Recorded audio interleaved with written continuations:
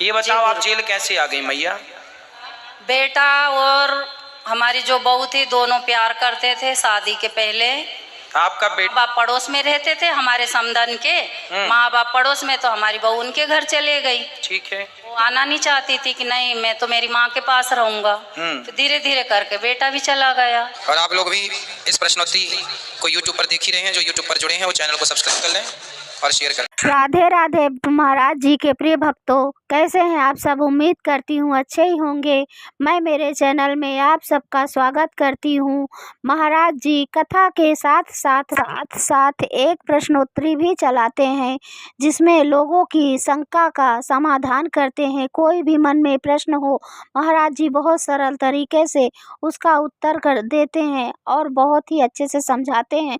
एक महिला आई है, ये अपने बहू के केस में आ गई हैं, ये क्या पूछ रही हैं, इनको महाराज जी क्या समझाते हैं, आइए देख। खुश रहिए। राधे राधे जी। सर का भी मैं बहुत बहुत धन्यवाद करती हूँ गुरुजी, जो उन्होंने ये जेल में आपको बुला के इतनी बड़ी महान कथा करवाई, उसके लिए मैं सर को भी बहुत बहुत धन्यवाद देती हूँ। सर को बिल्कुल धन्यवाद के योग्य हैं सर। जी सर। जी गुरुदेव, सर बहुत बहुत धन्यवाद सर को मैं देना चाहती हूँ। जो ऐसी कथाएं तो हमने सुनी जेल में, मेरे को 14 साल हो गए जेल में। अच्छा। जी गुरुदेव। तो पहली बार ऐसी कथा सुनी? ये कथा तो कथा ही है, मगर ऐसा पंडाल पहली बार और ऐसी शांति पहली बार मिली है। अच्छा जी। मैंने 14 साल में 3-4 बार कथाएं भागवत जी सुन ली है मैंने, मगर इस बार कुछ अलग है। आपको तो हम टीवी में देखते गुरुदेव, मगर हम रियल जिंदगी में हम आपको सामने देख रहे हैं। ऐसा लग रहा है कि हमारे सामने भगवान साक्षात है। कोई प्रश्न है मेरी माँ? मेरा प्रश्न तो है गुरुदेव, मैंने पहले गुरु दीक्षा ली थी, तो गुरु दीक्षा वो मंत्र भी मुझे याद है, मैं करती भी हूँ, मगर वो जो गुरुजी से मैंने दीक्षा ली थी वो गुरुजी को कुछ कारण उनको जेल में आना पड़ा।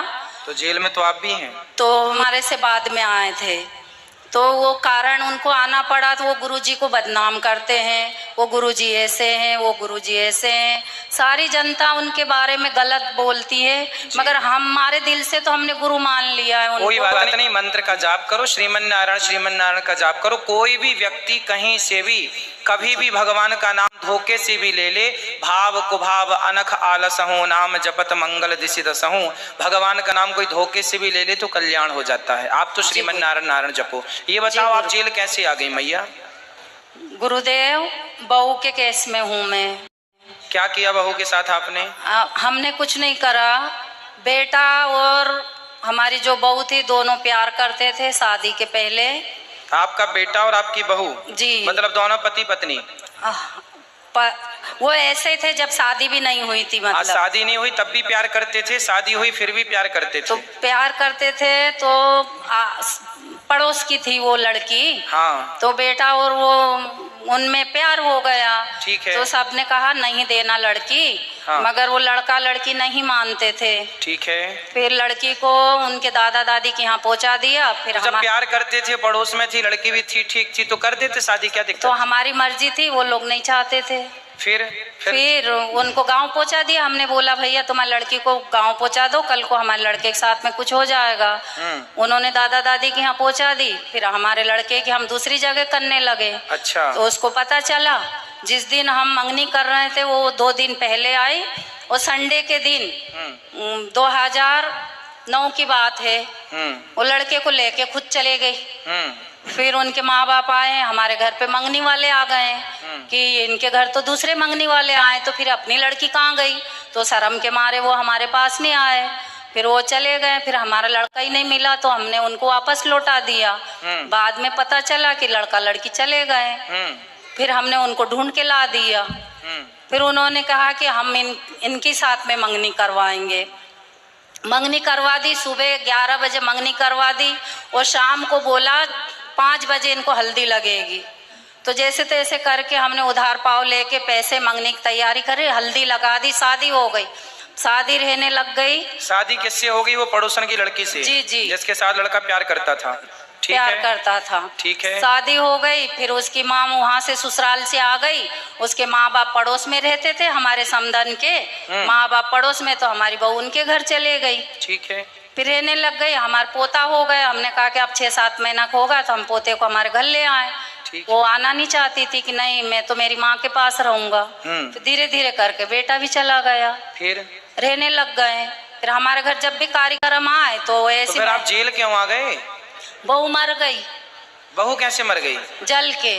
काहे जला दिए? हम बोलते थे कि हमारे पास आ जाओ, वो नहीं आती थी। हमने कहा खुद तो चले गई, हमारे बेटे को भी ले गई, तो कभी कभी बात विचार हो जाती थी। इस बीच में बहन के घर मंगनी आई तो वो बहू नहीं आना चाहती कि मेरे परिवार को नहीं बुलाया, मैं नहीं जाऊंगी।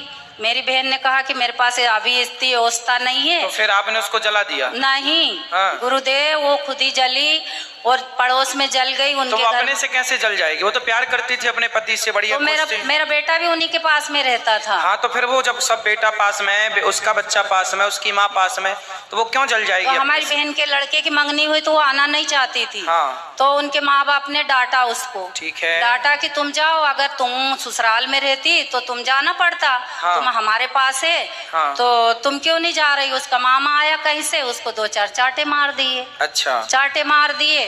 और हम तो हमारी बहन के घर थे, बस उनने तो तेल डाला, वो कंट्रोल का तेल मिलता ही था, तेल डाला, आग जलाई और बस फिर हम ही लोग ले गए उसको अस्पताल में। अच्छा, जलाया, वो अपने से जल गई और आपको बाद में?